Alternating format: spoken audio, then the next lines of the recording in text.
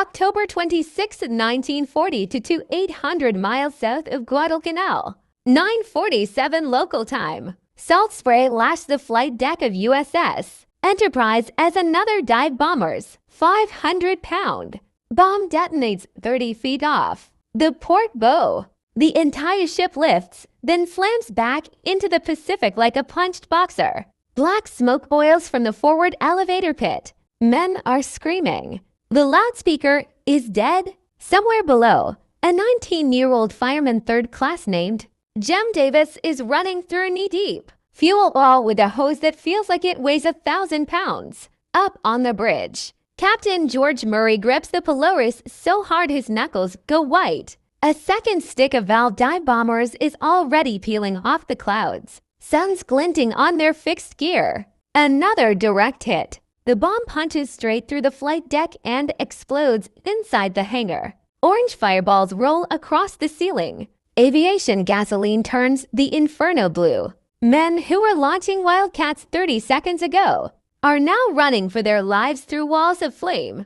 By the time the last Japanese plane limps away, Enterprise is bleeding from two gaping holes. Her forward elevator jammed skyward like a broken finger, and her innards exposed to the sea. 44 men are dead, over 70 wounded. The ship is listing, burning, and seemingly finished. In Tokyo that night, Radio Tokyo triumphantly declares, the American carrier Enterprise has been sunk for the second time this year. The rising sun continues its unstoppable advance. They have no idea what is about to happen next. Harbor Navy Yard, November 10, 1942, 4:12 a.m., Dry Dock No.1. The floodlights never go off. They burn white-hot against the Hawaiian night, turning the entire yard into a stage. Enterprise sits in the dock like a gutted whale, her steel ribs glowing dull red from cutting torches. The smell is all scorched paint and the copper tang of blood that never quite washes out of the planks. 4,000 yards away, Admiral Nimitz stands on the pier in his khakis. No tie, sleeves rolled high. He hasn't slept in 36 hours. A chief petty officer hands him a mug of coffee strong enough to float a piston. Nimitz doesn't drink it. He just stares at the carrier and says, almost too quietly for the aide beside him to hear, 15 days, gentlemen? Not a day more. The Solomons can't wait. Down in the dry dock, Commander Herschel Goldberg, repair officer, blunt as a hammer, is already screaming orders through a bullhorn. Entire sections of flight deck are being chainsawed out like rotten teeth. Cranes the size of apartment buildings swing fresh steel plates into place before the smoke has even cleared from the last cut. Welders work in overlapping shifts. One man steps back, another steps forward. Mask down, arc flaring, never breaking the bead. Below decks, damage control parties in asbestos. Suits crawl through. Compartments still so hot the paint bubbles. They find a 1,100-pound bomb unexploded, wedged between the number 2 and number 3 firerooms. A lieutenant junior grade named Bruce McCandless volunteers to defuse it with a wrench and a prayer while the ship's photographer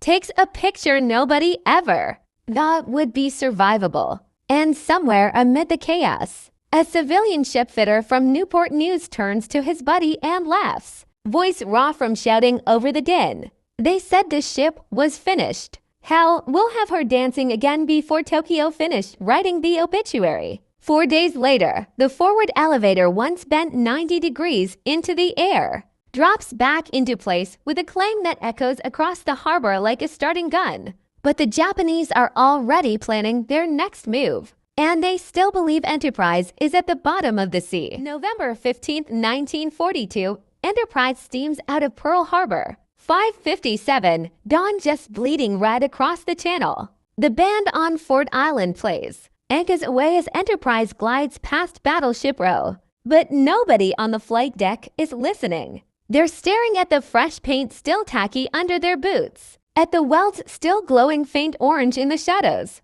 at the new steel plates that haven't even been numbered yet. 3 days ago, those plates were raw ingots in Pittsburgh. Captain Murray stands on the bridge, eyes fixed on the open sea. His yeoman hands him a signal flimsy fresh from sink pack. Proceed at best speed to Numia. Japanese battleships and carriers reported southbound. Guadalcanal will fall without immediate support. Murray folds the message once, tucks it in his pocket, and says the forwards every man aboard has been waiting to hear. Set condition 1, launch the ready fighters. Below, the repaired. Forward elevator rises smooth, as silk for the first time since Santa Cruz. Wildcat rolls forward, engine snarling.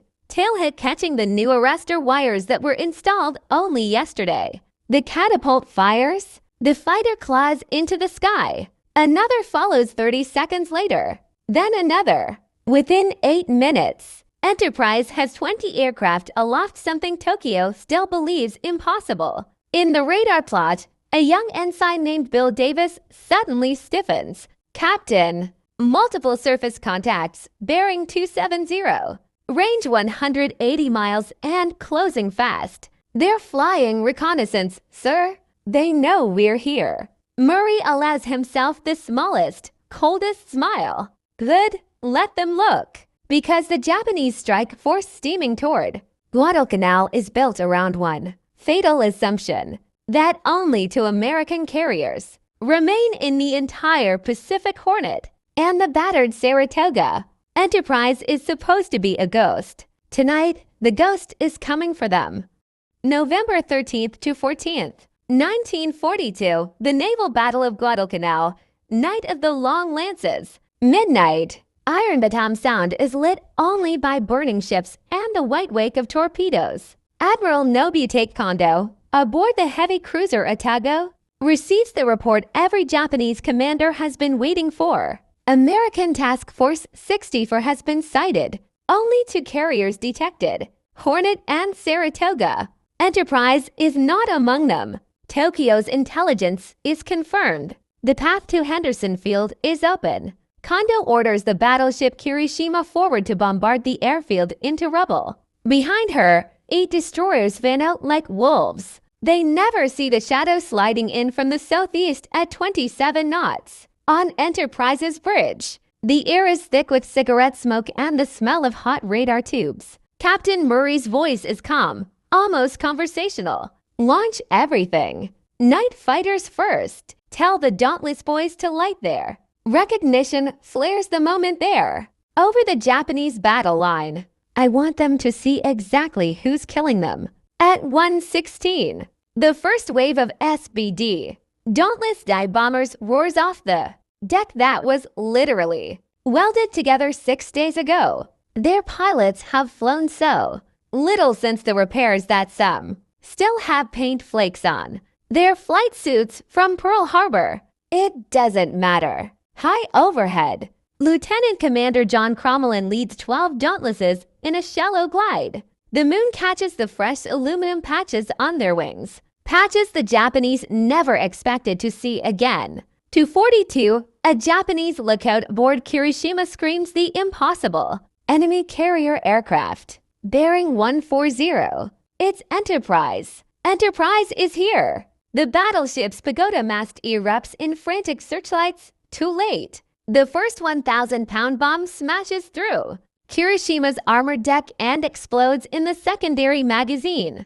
A second bomb rips away half her superstructure. Within minutes, the pride of the Imperial fleet is a floating torch. By 3 o'clock, Kondo's entire bombardment group is scattering in panic. Radio Tokyo will never admit it, but in a single night the sunk carrier has gutted Japan's last serious attempt to retake Guadalcanal. And Enterprise still isn't finished. Dawn is coming. And with it, the final act the Japanese never wrote into their victory plans. November 14, 1942, dawn over Iron Batam Sound. The sky belongs to the Big E. 5:47. The sun is a thin red blade on the horizon when the second Japanese strike force appears. 11 Val dive bombers and 60 escorts roaring in low from Rabaul, certain they are about to finish off the 2 American carriers they still believe are limping along without Enterprise. They are wrong. Enterprise turns into the wind so hard her repaired rudders groan. Flight deck crews who haven't slept in 48 hours move like men possessed. Catapult officers wave their checkered flags with arms that feel like lead. One by one, 16 fresh F4F. Wildcats thunder off the deck that Tokyo buried 2 weeks ago. Lieutenant Commander Jimmy Flatley, commander of the Big East Fighter Squadron, takes the lead. His voice crackles over the radio, calm as Sunday breakfast. Tally-ho, gentlemen. Let's go say good morning. The Wildcats climb hard, engines screaming, and slam into the Japanese formation at 18,000 feet. It is not a fight. It is an execution. 8 volts and 4 zeros are gone in the first 90 seconds. The rest scatter like startled birds. Below, Enterprise's returning Dauntlesses land. Refuel, rearm, and launch again in under 20 minutes. Cycle the Japanese considered physically impossible for a damaged carrier. Bomb after bomb rains down on the fleeing cruisers and destroyers. The heavy cruiser Kinugasa rolls over and sinks in a cloud of her own steam. Destroyer Ayanami follows her to the bottom.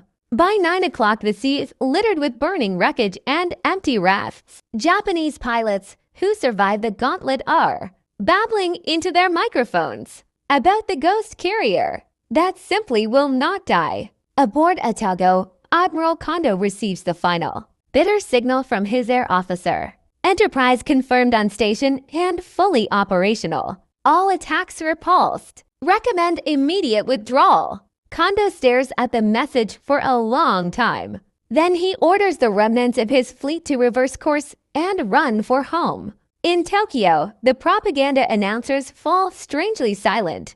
No one dares read the next victory bulletin. Because somewhere out there in the Solomons, a ship that was declared sunk 3 separate times is still very much alive. And she is coming for the rest of them. December 1942, back in Pearl Harbor, the legend becomes immortal. The dry dock is quiet this time. No klaxons, no cutting torches screaming through the night.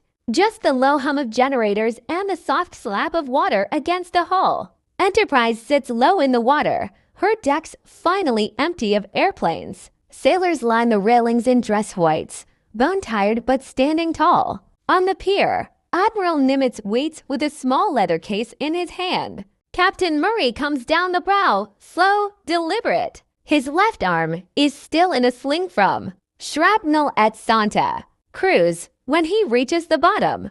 Nimitz steps forward and pins the Navy Cross to his chest without ceremony. Then Nimitz does something no one expects. He turns to the ship herself and salutes not the flag, not the crew, the ship. The yard workers who rebuilt her in 72. Impossible hours are watching from the cranes. Some of them have tears cutting clean tracks through the grime on their faces. A photographer snaps the picture that will run in every newspaper. From San Diego to Sydney, the Pacific Fleet commander saluting a gray steel giant that refused to die. Word reaches Tokyo a week later through Swiss intercepts. Imperial General Headquarters convenes in silence. One Rear Admiral finally says what every man in the room is thinking. If the Americans can resurrect a carrier in 3 days, what else can they resurrect? They have no answer. Because out in the yard, welders are already cutting steel for the next patch. The next battle, the next time someone declares the Big E finished. She will take more bombs, more torpedoes, more fire than any ship has a right to survive. And every time, Tokyo announces her sinking 4 times in total before the war is over. The same answer will come thundering back across the Pacific on wings of fresh aluminum and American steel. Enterprise is still here,